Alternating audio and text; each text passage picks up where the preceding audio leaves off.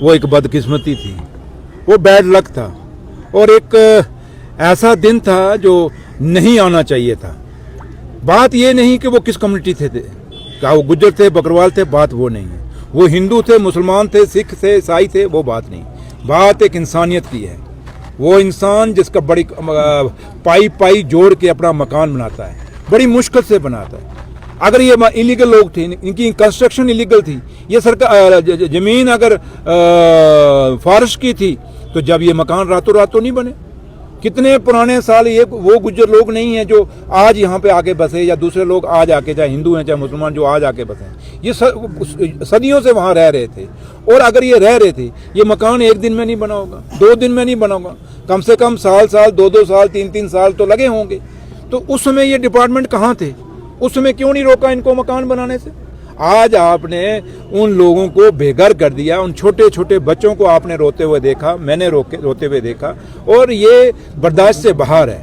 और जहाँ तक ताल्लुक है सरकार का, सरकार इसको स्ट्रांगली कंडेम्ड करती है, और आप लोग भी समझते हैं, जानते हैं कि कैडर जो है, IPS IAS कैडर जो है हमारे अंडर नहीं है, जम्मू कश्मीर सरकार के अंडर नहीं है, और पुलिस भी हमारे अंडर नहीं है।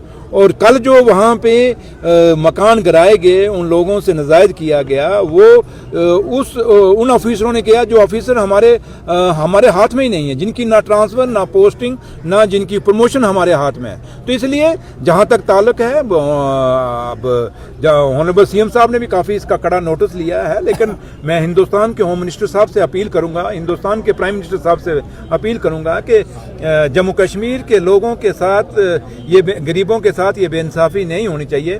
और उम्मीद करेंगे कि हिंदुस्तान के होम मिनिस्टर साहब और हिंदुस्तान के प्राइम मिनिस्टर साहब इसमें इंटरवीन करेंगे और इंसाफ करेंगे। जिन लोगों के मकान गिराए गए हैं, उनके मकान दोबारा वहां बनवाए जाएंगे, और उन लोगों को मुआवजे दिए जाएंगे, और उन लोगों को जीने का पूरा हक दिया जाएगा। और मुझे सुनने में ये भी आया है कि हमें पता लगा है कि वो जमीन फॉरेस्ट लैंड नहीं थी, वो सरकारी रकबा था, और अगर सरकारी रकबा भी था तो नोटिस देना चाहिए था उनको। और जमीन सरकारी रकबा तो वो किसने हटाना चाहिए था? फॉरेस्ट वालों को लेना देना ही नहीं। वो फॉरेस्ट वाले तो खामखा वहाँ बीच में घुसे जाके। इसलिए हम इसको कंडेम्ड करते हैं, और यही कोशिश हमारी सरकार की रहेगी, क्योंकि आपको पता हम यूटी में हैं। अपोजिशन जो बेशक मर्जी जो रोज कहती है कहती रहे, लेकिन जहां तक ताल्लुक है, आप लोग जर्नलिस्ट हैं, आपको भी अपना एक व्यू पॉइंट देना चाहिए कि आज की डेट में जम्मू कश्मीर में जो सरकार है उसके हाथ में कितने पावर्स हैं और कितना उसके हाथ में है।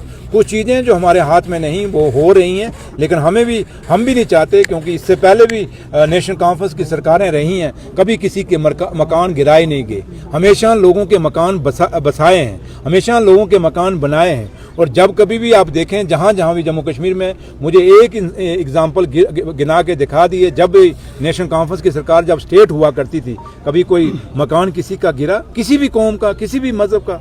ऐसी ऐसी कॉलोनियाँ जो लोगों ने मकान तो बना लिए, लेकिन नेशनल कॉन्फ्रेंस की जब भी गवर्नमेंट बनी, वो कॉलोनियाँ रेगुलाइज की गई। तो इसलिए नेशनल कॉन्फ्रेंस की वो सरकारें रही हैं। तो इसलिए आज हमारे हाथ में उतना नहीं है, और आप भी जानते हैं, और आपको ये क्लैरिफिकेशन लोगों को देनी चाहिए। जो लोग कई बातें, ये देखो उमर अब्दुल्ला सरकार ने किया है, उमर अब्दुल्ला सरकार घर बसाने आई है, हम किसी का घर